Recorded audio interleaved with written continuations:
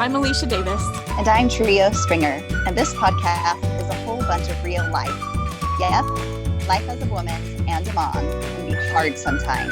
We totally get it. We've learned that discovering our unique talents and remembering our potential gives us the ability to tap into our own power, and it's amazing. Plus, it's always better to journey through life with a sis, right? Right.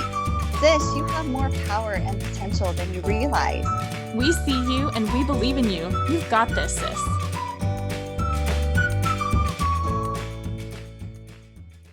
Welcome to our podcast today. We are so excited to introduce to you as our special guest. Her name is Cheryl Roper. She has been an amazing, amazing person to be friends with and to watch and to really encourage and love and support. Cheryl shares her story with us today, one that many of you may be able to identify with, if not all of it, in pieces and parts of it. Cheryl has battled with depression, bipolar, and suicidal tendency, as well as self-harm most all her life. To me, she's an amazing warrior, and I am so excited to celebrate her with you today and to also allow you to meet somebody who is willing to be vulnerable about their everyday really battle with living with a mental illness. And so let's get on with this and welcome Cheryl. And thank you for being here with us today, everyone. This has been a 17 plus years battle. So, I mean, I think that's what we want to understand, because so many people, even myself included, I think don't. And so, take us through the first time that you were recommended a therapist. And then as we talk, we'll just kind of ask questions and guide you. But that'd be great to start there. Okay. Yeah. So it was the first time I overdosed. I ended up in the hospital, and which is a whole other thing I could talk about. Like, I look back now, they just did like triage and basically yelled at me and said that I couldn't leave until I had set something up with a therapist. So they set that up for me, and I don't even know if I was there for 12 hours. I mean, it was like a really brief thing. And I look back now and I'm like, gosh, if somebody would have gotten me real help, I don't know, maybe I wasn't ready for it yet. Because I still was very much in denial. I'd been struggling for over a year at that point, and I hadn't let my husband tell my parents because I was worried that they'd be disappointed in me, that my mom, like, I feel like I'm her go-to person to, when she's having a hard time. And I was like, well, she won't call me if she knows that I'm struggling, and my dad will just be so disappointed in me. I'm like a total daddy's girl. And of course, like, not at all the reaction from them. Like, they were very, very kind and loving, didn't understand it, freaked them out, but anyway, so I went with that first therapist, and I think I met with her maybe twice. And she was really pushing, like, and I look back now and I think it was not bad advice, but she really wanted me to get a job. I was a brand new mom. I had a little, I think at that point she was 9 months old. I did not want to leave her. I did not want to go get a job. And so I kept telling her, no, that's not what I want to do. And she kept pushing it. That was like the bulk of our 2 appointments together. And she had like her regular phone number, and then she had an emergency phone number for crises. I hit a crisis over a weekend. And when you're depressed, I didn't feel like I merited the emergency line. And so I called her regular line and left a message. And just said, things are really bad. Can you call me? And I didn't, because it was a weekend, like, I didn't really expect to hear back until Monday. We're now talking, this was like 15 years ago. I've never heard back from her, ever. And I say that with a laugh. I shouldn't. Like, that was really low. So the whole, like, I was in crisis. My husband and I were in a fight. And we were Wow. like out in Connecticut away from, I didn't have any friends, and I had just overdosed like a few weeks prior to that. Anyway, I was like, if my therapist who I pay to care about me Yeah. doesn't even call me back, I must really be worth even less than I already thought. Hmm. I was just wondering how that affected you. Yeah. And you just said it.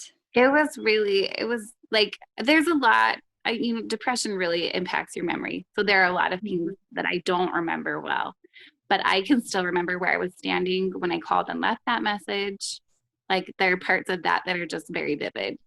Right. And anyway, it was getting through the next couple weeks was really hard. And so it was like, I'm never calling her again. Like, why would I, And I don't know. I don't know if she was overbooked because she was like the person that the hospital was referring everyone to. I have no idea.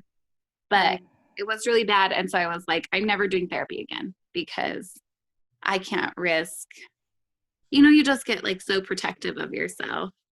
Well, you kind of have to, especially when your feelings are already so tender and raw, and you're already in a battle with yourself of trying to give yourself value and worth. And then when you make the call and you never hear back, how that impacts you.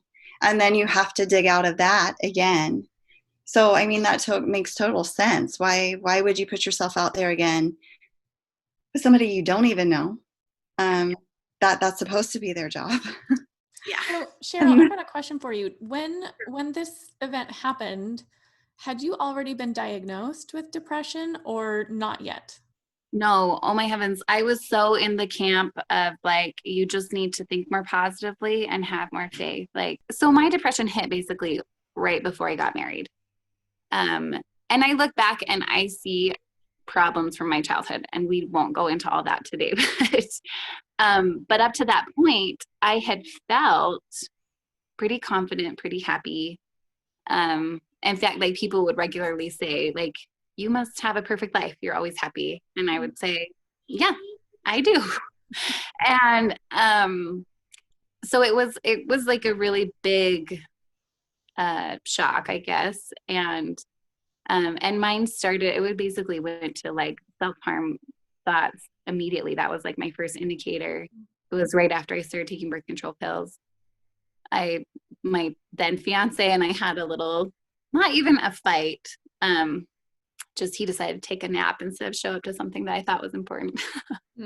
Now it seems like not a big deal, but at the time I was going to BYU and I decided I was going to walk down to like the sketchy trailer park part of town and let somebody abduct me or whatever, and I was like, whoa, where did that come from? And I got over it and it was fine. But I just like from that point on, I can see things were never, my thinking just got twisted and I got into that depression. And so then we got married and my husband kept saying, that you're not okay. Like, why don't I go see a doctor, get on some medication, get some help? And I was like, no, like it's not a real thing. You do not need medication for this. It's ridiculous.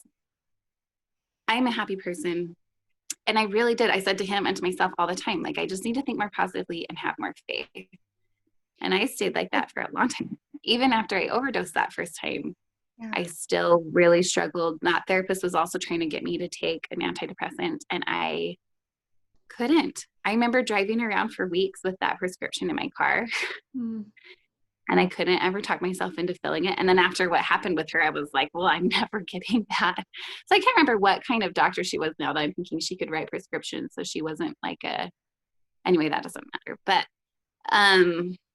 so had somebody said that to you, or was that something that you had thought?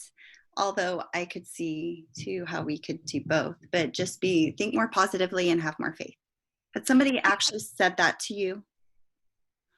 I don't remember anyone. I actually said it to a boyfriend in college who told me he was taking medication for depression.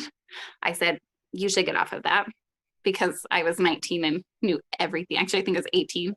Anyway, I said, you just need to think more positively and have more faith. I think because my life to that point, I had been pretty happy. I just couldn't conceive that depression was like a real thing. I don't know. I think that was really what it is for me. It was like, I mean, I didn't ever see anyone growing up that was like, you know, open about it and taking medication or even going to therapy. You know, like my dad, I think, has suffered from depression at least my whole life. I don't know how much of his, but he doesn't. And he's amazing. Sorry, I'm losing my voice, but he tries really hard to understand, and he is really very supportive of me, but I don't know that I could ever talk him into going to see a therapist. Like, it's definitely a pull yourself up by your bootstraps kind of mentality. Yeah. So he's not been diagnosed or anything? No, but I think he would, if he were to listen to me right now, I think he would agree with me. Like, it's not. Sure. Yeah. Well, and you have created too, which I love. Remind me, is it a Facebook group? But it's See Me, Not the Stigma. And what I love about this is that it's not something you're hiding. Like, you're talking about it and you're saying, this is who I am and I want to be happy, but I have days that are hard. And whether, we have depression or not, that's something that we can all relate to. But I know that there's women and there's people that are going to be listening to you that can relate on the level that you have been at. And so I love the See Me, Not the Stigma. Yeah. That was like 2 years ago when I was living in Idaho with my sister to do a treatment, transcranial magnetic stimulation. And I just kept having just like, it's just this like force within me. It is not me. And it is like, you have to talk about this. And by that point, I had been talking about it more, but it was like, you need to start creating a community, and this needs to be like a bigger thing. And I laid awake for one night because it was like, you have to start an Instagram page. And the Facebook group did come later, but it was like for a whole night just trying to think of a name. And I was like, I'm so tired and I'm trying to get better from depression up here. Like, why can't I sleep? Right. Anyway, but finally, I think around like 4 a.m. that it was See Me, Not the Stigma came. And I was like, oh, that's kind of long. It doesn't like flow like I would love for it to. But it really encapsulates like everything from when so like when I lived in Nebraska, I was basically living 2 lives because that was where, when my youngest was born, my depression got so bad during her pregnancy and just kept getting worse. And so when she was a few months old, he said, you either go see a therapist, you go to the hospital, like we can't live like this anymore. And so and there were like, I think 3 LDS therapists in the area, and one was in my ward, so he wouldn't see me. So, but I really feel like Paul was exactly what I needed. So, anyway, like, so Trio, your father, I'm really glad that Paul stuck with it. And because he made a huge difference for us. But that was such a hard thing though, to trust that again.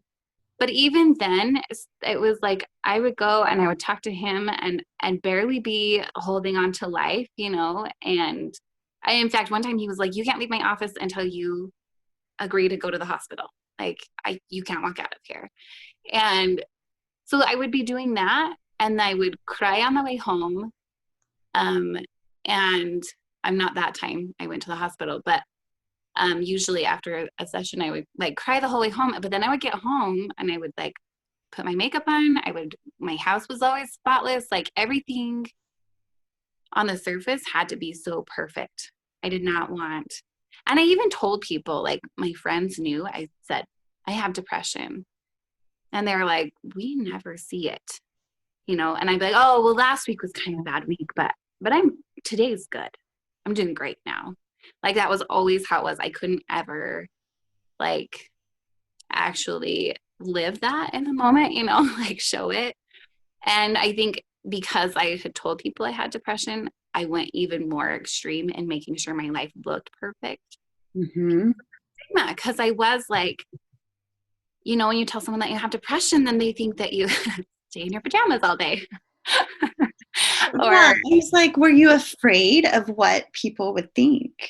Because, you I know, didn't want people to not feel like they could ask me to watch their kids or bring in a meal or to be picturing that I was like, you know, just sitting in squalor while my kids, you know, ran amok through the neighborhood or whatever. Like, I don't even know, because it wasn't like I sat down and I put those things into words. But I remember one of my very first sessions with Paul, one of the things he was like, Cheryl, I want you to put a pillow on the floor and have a friend come over, and I want you to leave that pillow on the floor and don't say anything, like don't apologize for it, don't even acknowledge it, just like let that pillow be on the floor. And I'm telling you, like I cried because the thought of that was so distressing to me, because they would say, oh yeah, you go to Cheryl's house is always perfectly clean, Cheryl's always dressed cute. Like I didn't hang out in my house in my sweats, even like I was in like nice clothes, you know, not even necessarily like jeans. I was like you were put together. So hard. So that was the thing. So then we moved to Utah, and I really totally fell apart. And that was when a friend reached out and she said, she has a website, and she said, will you share your story? And this was a friend from high school. So she kind of had watched my evolution or devolution, whatever you want to call it, Evolution. from afar. And I decided at that point I had just gotten diagnosed then with bipolar 2. So I did get diagnosed depression. I don't remember when, probably at the hospital. I don't even remember. Anyway, then I switched it to bipolar 2, which I actually pushed for really hard while we were in Nebraska. And then we moved to Utah, and I was like, you know what? Fresh start, right? I don't really know anybody here anyway. And so I shared not everything. There still were things that were really hard to be honest about, but I did talk kind of in a roundabout way about self-harm. And I think I alluded to suicide, and I talked about having bipolar 2. And I was about to do ECT, which is like shock therapy treatment, which definitely has stigma around it. And it was like such an amazing thing. Like, I thought I was doing it to help other people. And that's really how it's been ever since then. It's like my intent is always to help other people, but it's been it's like cathartic and also so empowering to finally be like, this is the life that I live. This is actually who I am. You know, pillows are on the floor. I'm in my sweats. I love it.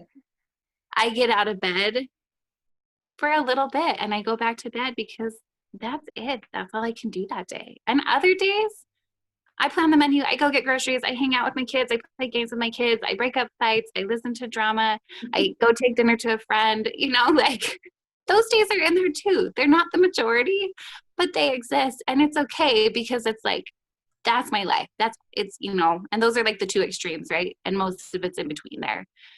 But like, it's been so nice just becoming, I wouldn't say I'm there yet, but becoming comfortable in my own skin, and just like owning that story. And that's been my big thing. That was what I think drove See Me Not the Stigma, is I have so now, because I'm open about it, people reach out to me all the time. And it's always, my family doesn't know. Like, I'm amazed at how many people are like, my husband doesn't even know, or my wife, you know, I can't tell my kids this. I could never let my boss know, you know, just things like this. And I'm like, you're making your life so much harder. I know it because I lived it. Like, and I never kept it a secret from my spouse because he figured it out before I did. But it's just, even with my kids, we're pretty open about things. Like, my older two know almost everything. My younger two, like, I try to keep it age appropriate, but this one day, this last week, like I'm homeschooling now, and my youngest, things were, it was a rough day. And I wasn't yelling or anything, which I'm prone to when I'm depressed, but I think I just put my head down on the table, and she said, "It seems like your sad sickness is coming back." Oh. And and I said, you're right, it is. And like, I know the old me would have just been like crushed, because I felt like my job as a mom was to keep that away from my kids, you know? But honestly, I'm like, no, this is life. And the more I live it and the more I tell my story and people come to me, the more I'm realizing, I swear, this whole 1 in 4 person thing, that is not true. I think it's like 3 in 4 people have mental illness, for real. Like, so many people are dealing with it. And I would way rather that at age 8, my daughter can recognize that, see what it is. And I love that she wasn't projecting it on herself, that she wasn't like, oh, mom's putting her head down because I'm not doing my lesson. Mm-hmm. It was like, mom's putting her head down because we call it my sad sickness with the little kids. Mm-hmm. And anyway, so that's my thing, is I'm so grateful for the opportunity to like empower my own kids, but I really want everyone, but especially women, because I shouldn't say that, because men have that too, but it's coming from a different angle. Mm-hmm. But it's so much this need to hide it and pretend like you're fine. And it's so much wasted energy, you know? Like, my life was not better when my house was perfectly clean and I looked super cute every day, and nobody knew me, you know? Nobody. I didn't even really know me because I was putting so much time into this exterior, appearances kind of thing. And it has definitely been a journey and a process. And like I said, I'm still on it, but that's my goal, is just always trying just to encourage, Well, and I love too, because I can see the freedom in you. Like, as you talk about this, it's not perfect, and that's totally fine. Life isn't going to be perfect. And I love that you share the journey with your family and with the kids. I was going to ask you, because you said that after your first baby, she was about 9 months old, and that's when you felt like it got pretty intense. Do you feel like there was a connection? Because some women will have the postpartum depression. So did you notice it consecutively after each pregnancy? And you just mentioned by the time the 4th came, it was even more intense. So just trying to kind of connect dots too for listeners. Yeah. As well. So like I don't remember if I fully like put it out there, but we think that birth control is what kind of triggered it. Like, I have genetic markers for it. So birth control combined with the stress of being a student and employee and preparing a wedding and planning a marriage, just kind of flipped that switch in my brain. But yeah, we definitely noticed. So I actually would get fairly depressed during my pregnancies as well. And then it would be, each postpartum experience was different. I definitely had postpartum depression with all 4. And even that, with my oldest, I'd forgotten this, but one of her very first appointments with their pediatrician, they had one of those questionnaires, about how the baby was doing. And then at the bottom, they had a few questions about how I was doing. And I remember like feeling so vulnerable and so brave. And I marked the box that said that I was feeling really down. I don't remember how they put it. And this was when even when my husband would be like, you need help, I still was like, no, I'm fine. So it was like a really big deal for me to admit this even to a piece of paper, right? Yeah. Because that was like a little bit of me having to admit it to myself. Yeah. They never said anything. And so I was like, maybe it's not a big deal. Maybe this is normal, Mm-hmm. But yeah, I definitely, and that's the thing, like each one, after that pregnancy, I had a friend who had a baby. I think her baby, if I remember correctly, was born like 10 days after mine, maybe 2 weeks. We had the same due date. So poor girl, she went after I did. But we would go for like 4-hour walks every day because we were both, it was our first one and we were adjusting to not having a job anymore and husband's being at work and or at school. Anyway, and that I mean it very literally saved my life that I had that every day. Someone to get me out of my dark basement apartment. Yes. And spend most of the day with. So yeah, definitely postpartum. Because I remember one time her sharing something about something she'd seen on Oprah, a woman who had taken her life. Mm-hmm. And I remember her saying, I just can't even, how could you do that? She was a mom. And I remember thinking, I wish I had a gun, because that was what the lady had done. That was but I didn't say that. I'm blessed this sweet friend. Like she is like, why didn't you tell me? You know, I'm like, because I wasn't even telling me, you know, but that's the thing, even not knowing, just by being there for me, I look and there are definite people who kept me here. And she's one of the people. Well, I remember kind of a similar experience for me, and it was our second, and we were in Texas. Paul was doing his grad work. And so get this, he was teaching the early morning religion class for the high school. We had just had baby number 2. Baby number 2 was only 20 months behind baby number 1. I don't think I've left the house for 6 months. And he would do the grocery shopping because that's what he loved. And like, I was really glad about that. But I don't think I got out of the house unless my friend, and I've told her today, I'm like, walking with you every morning was the only thing that like kept me sane. And so thank you so much for doing that with me. Like, even when it was cold and windy, she would, we would put the covers on the strollers and we would still go. And it would have been so much easier not to. But I was like, she's counting on me, so I'm going to go. So just, I think too, acknowledging, like, if you're a new mom, go, like, get out of the house, but also talking about some of those things, Cheryl, of what to look for, about how you're feeling when you're a new mom, because there are adjustments that you make and maybe you didn't anticipate. So what were some of those that you can kind of pinpoint as well that you experienced? Like things I felt? Yeah, and just like some of the postpartumness that came for you. I mean, with that first one, there's that huge adjustment, right? You go from, like, for me, I had just barely gotten pregnant with her when I graduated college, but then I was working full time, and you have that, people tell, when you work and when you're in school, people tell you you're doing a great job, right? When you are a mom of a newborn baby and your husband's like working full time and in full time school, and he was in a very challenging accounting program. In fact, they were like, if you are not dating, don't date. There's no time for it. But we were already married, so with the baby.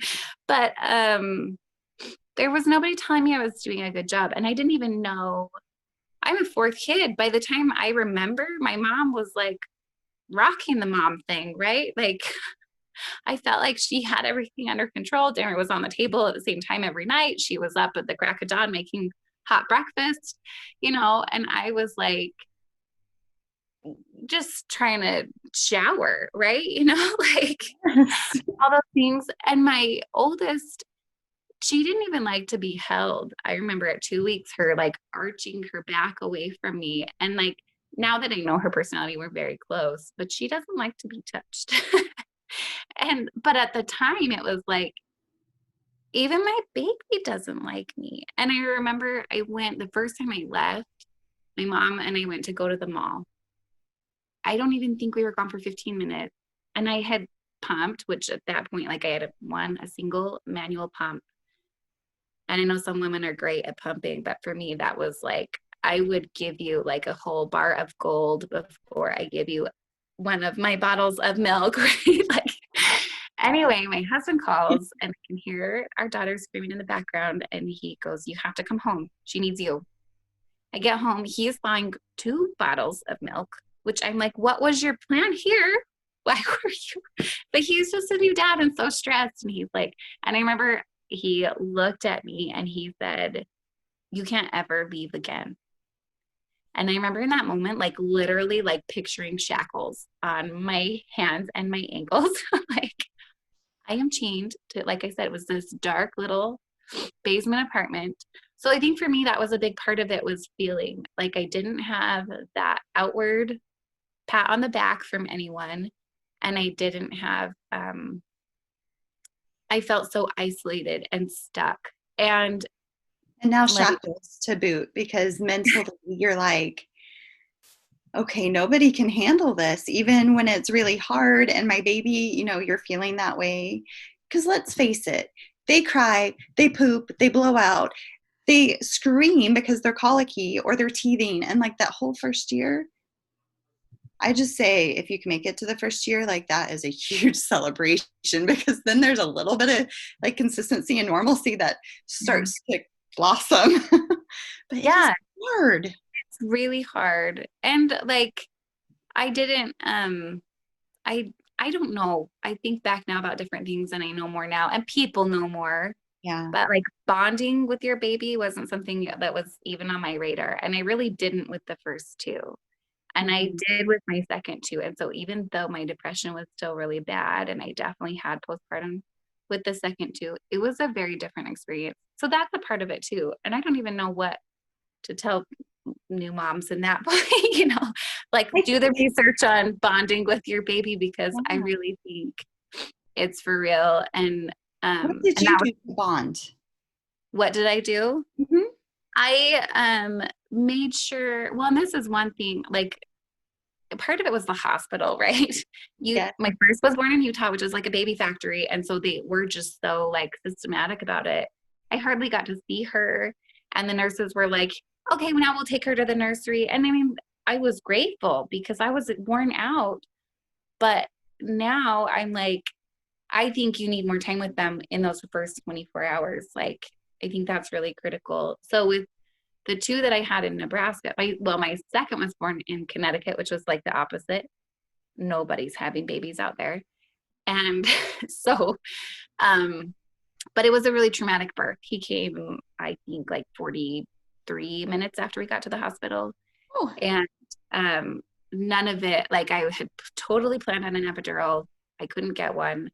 I thought I was going to die. And I had PTSD for a while after. Like every time I closed my eyes, I would be back in that moment. So I don't know if it was the hospital, because they were the opposite. We would try to send him to the nursery and they would bring him right back. We asked them to give him a pacifier and they looked at us like they were the devil. And so,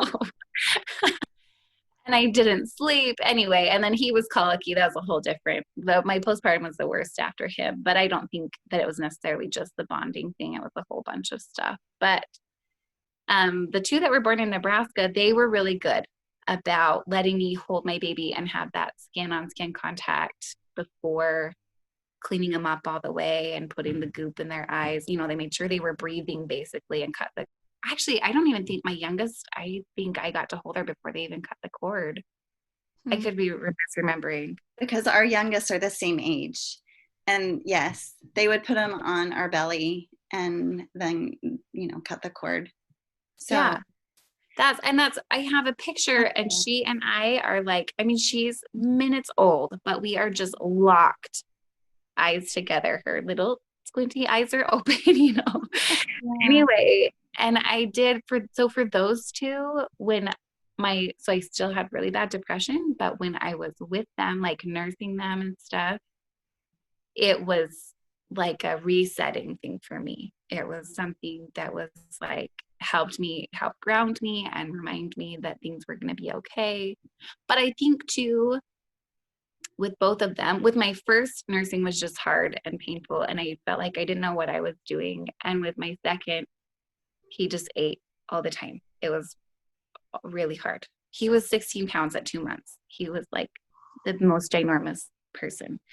But I remember carrying him around the house while nursing, because my older one was getting into stuff or crying or whatever. But with the younger two, especially the last one, I was like, it's nursing time. We're going to go in my room. I'm going to sit on my rocking chair. I'm going to lock the door. You deal with yourselves. Like, and I made that more of like a private time. And I think that helped too. Just like cherishing that time with the baby and appreciating it. Where with the older two, I was kind of like, okay, grow up. Like, Sounds like you got really good too at recognizing that you needed that time. Where with the first two, you were really trying to meet their needs on their time. And the last two, you realized they're going to live and I need some time. And this is what it's going to look like. And I think that's so great. Today, these days, you still battle, right? It's going to be a lifelong in the ring. You're fighting this thing day in and day out. But you mentioned that you have good days and there's days that are harder. So talk a little bit about that. Like from where you are now, if you were to tell yourself, I don't know, 2 years ago, I was reading on your Facebook page about 2 years ago and how you were talking about not going on a family camping trip with friends and your family because you were going to stay behind and take your life. What would you tell that girl now? that got listening to you say it back to me. Now I'm like a little emotional, but really it's what I close almost, I feel like almost all of my posts with, as I just say, you're needed, you matter, you're loved, and you're not alone. Because those, sorry, I'm trying to pull myself together here, but I think those are the things that, like, the messages that I push out that I like could not accept for so long. I would look, I mean, for a while there, I was either like locked in my closet crying or out yelling and just being nasty to my family, and, or just sitting there being like a zombie, and I would think that I know that losing me would be upsetting, but how can it be worse than what I'm putting them through every day? They're all going to have severe trauma because of me, and I'm miserable. I'm making them miserable, so that's what I would just tell myself, like, that I was this burden, that they didn't really need me. They would be better off without me. And like I've kind of alluded to, I did grow up with some deep-seated issues that we've only recently uncovered of feeling like I wasn't really worthy of love.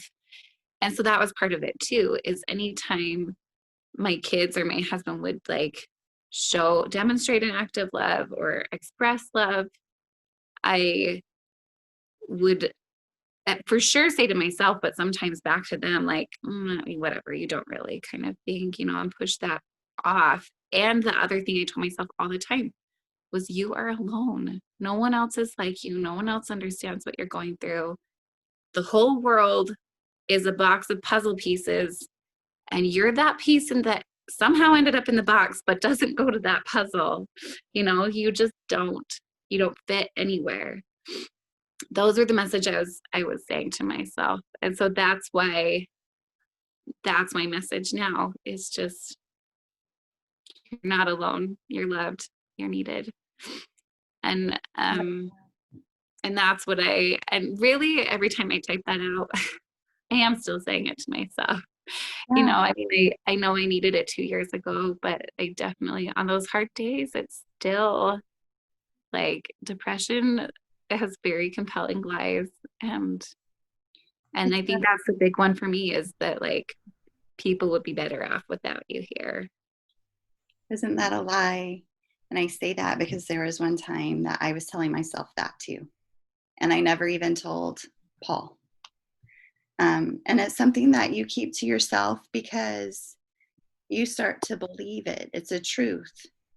But one thing that I wanted to read back to you is something from one of your posts. And then we'll kind of wrap up a little bit. But it's the same post that you talk about with that. It says, and if you believe people are better off without you, please visit Danny Bates. But your friends and your family need you. Your dog needs you. And I love the pictures of you with your sweet dog. The struggle of you living is nothing compared to the burden of your death. they will not be better off. They will never get over losing you. And I'm saying this to you, Cheryl, because you matter. You're amazing. And what you are going through is a battle. And I think the reason that I wanted to give you space to talk about this is because other people battle this and have not told themselves that they need help. And I think as soon as you can just own it, it's okay. People are still going to love you. And actually, they love you more.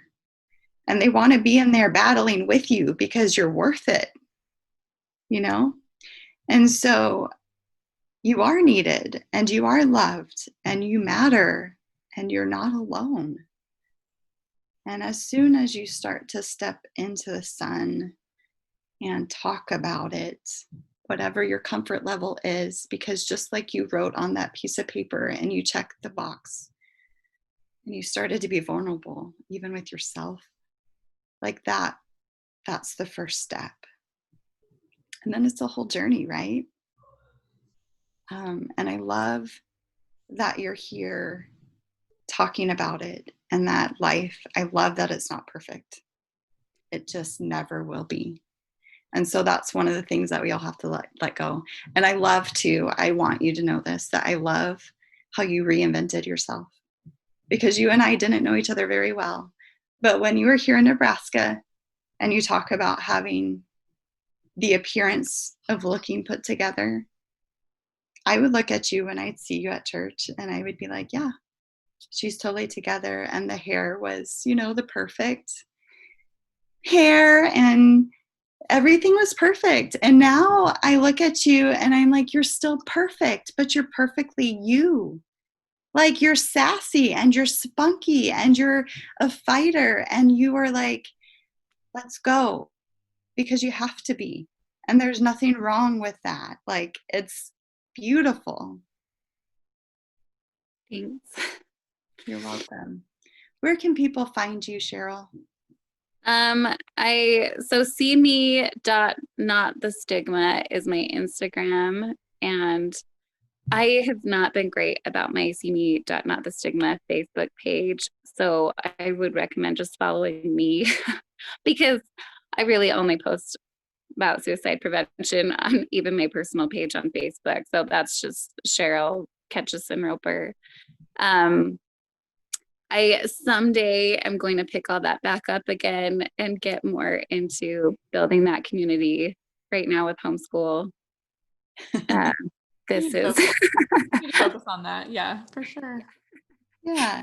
And that actually has been a hard thing.